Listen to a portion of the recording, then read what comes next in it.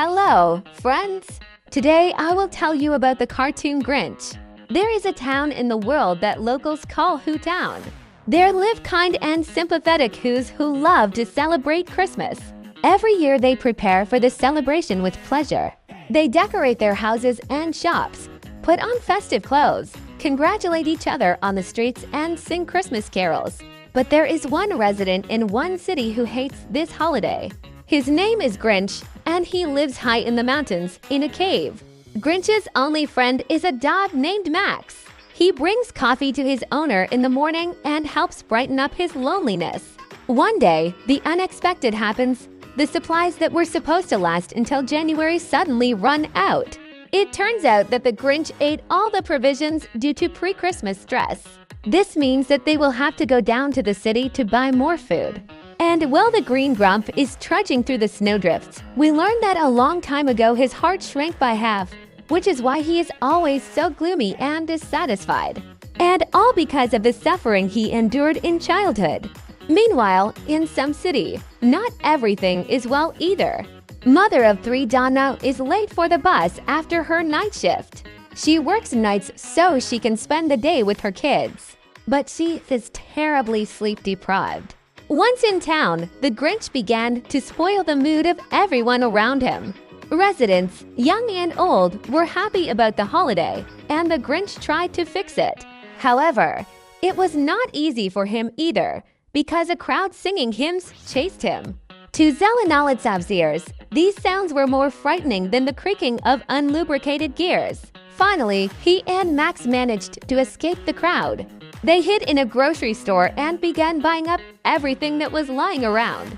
When Donna got home, she started feeding the twins and unclogging the sink. Her oldest daughter, Cindy Lou, had written a letter to Santa and was getting ready to mail it.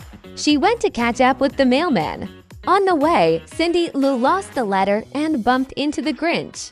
He rushed to spoil the girl's mood and hinted that Santa does not exist. If she wants to prove that the Grinch is wrong, she must personally hand her message to Old Man Claus.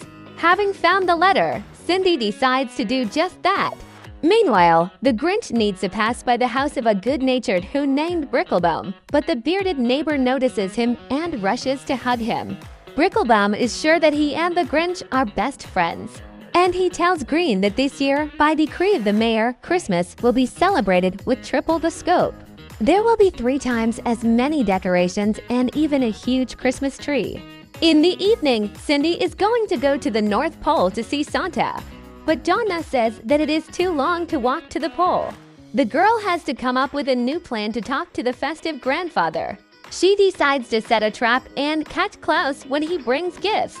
The next morning, the Grinch and Max were trying to keep themselves busy when suddenly their cave shook and a huge Christmas tree appeared outside. She was taking it to the town of Bricklebaum. The tree was truly huge and this scared the Grinch. To decorate the tree, some of the townspeople brought homemade toys. At the square, Cindy meets her friend and invites him to discuss the plan to catch Santa Claus. The girl wants to talk to him in person to put in a good word for her mother. Cindy Lou sees how Donna is exhausted trying to provide for the family and raise children. She needs a helper and Cindy thinks that Santa can make her wish come true. When the tree in the town square was decorated, the Who's were preparing to light the garlands, and the Grinch was going to stop them. He prepared a huge catapult, but did not have time to use it. The catapult rolled, knocked the Grinch off the cliff, and he landed right on the tree. He got tangled up in the decorations and pressed the button to turn on the garlands. His evil plan failed, and he found himself in a crowd of happy Who's. At that moment, memories from his childhood came flooding back. He lived in an orphanage and did not know the joy of Christmas. At that time, he felt terribly lonely. His heart was drying up, making him bitter and gloomy. As a result, the Grinch went to live in a cave so as to see the happy faces of the townspeople as rarely as possible.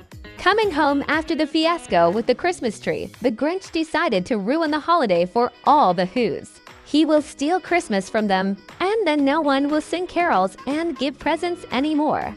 And to do this, he needs to become the antipode of Santa Claus. But first, He should study the peculiarities of this holiday wizard's work. The Grinch reads a book about Christmas and finds out that Santa wears a red and white suit and rides on reindeer. And while the Grinch is preparing to steal the holiday, Cindy gathers her friends and starts making and then testing a trap for Klaus.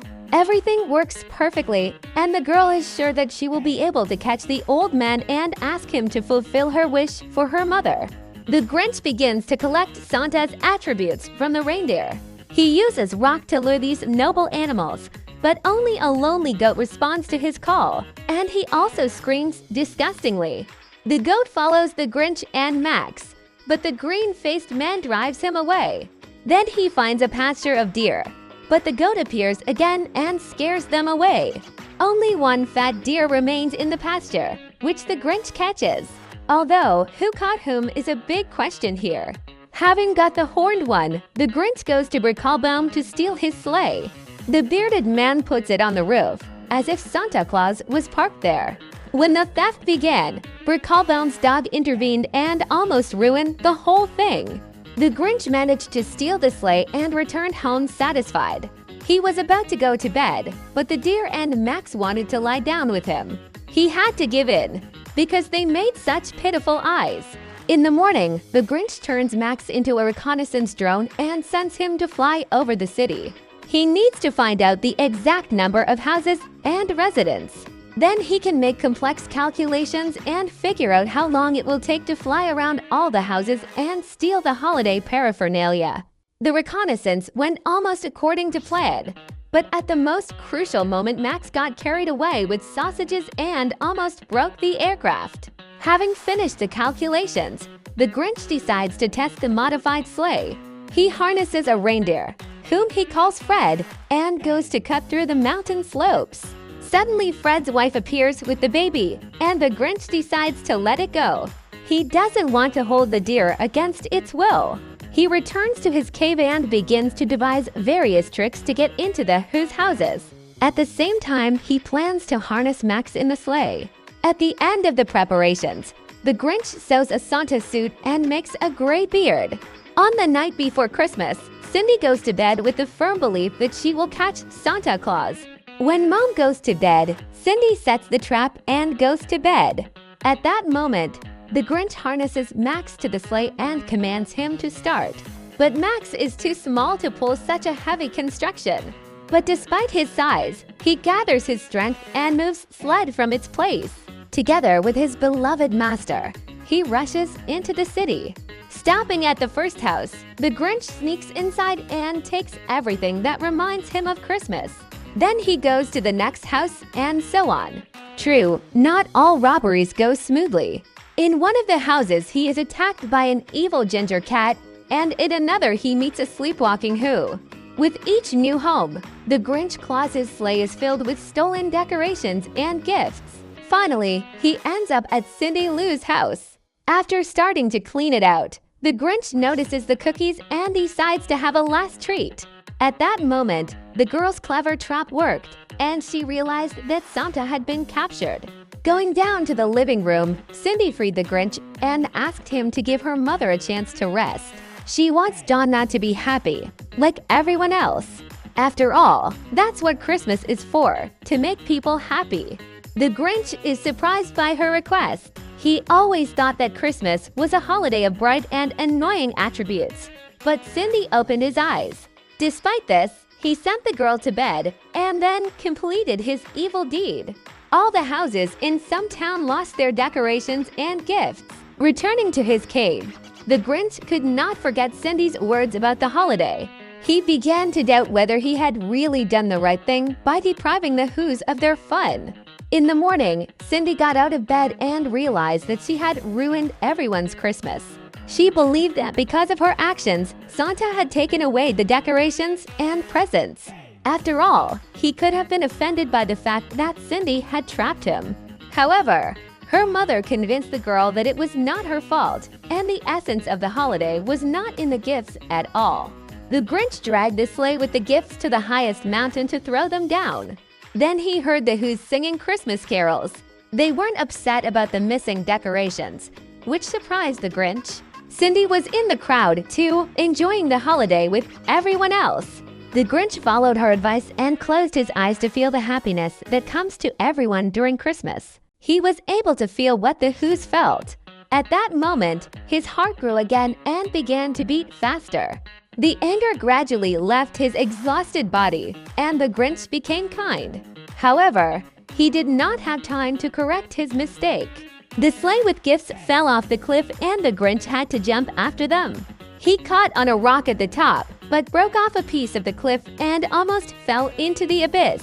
Fred and his family showed up just in time. They pulled the Grinch up. After that, Green went to the city to apologize to everyone and return what he had stolen. Appearing before the Who's, he asked for forgiveness and left. But in the evening, Cindy Lou came to him. She invited the Grinch and Max to the party. They agreed, and they spent a long time preparing before going to visit. The Grinch even put on a tie. Other townspeople, including Bricklebaum, gathered at Cindy's house. They welcomed the Grinch, who tried to reciprocate their feelings. He helped Don Now with the treats, and when he found himself at the common table, he gave a touching toast. He finally felt like he belonged. That Christmas was the first time the Grinch didn't feel lonely, thanks to Cindy and her kindness. Since then, the Grinch, Don Now, and Cindy Lou have been friends.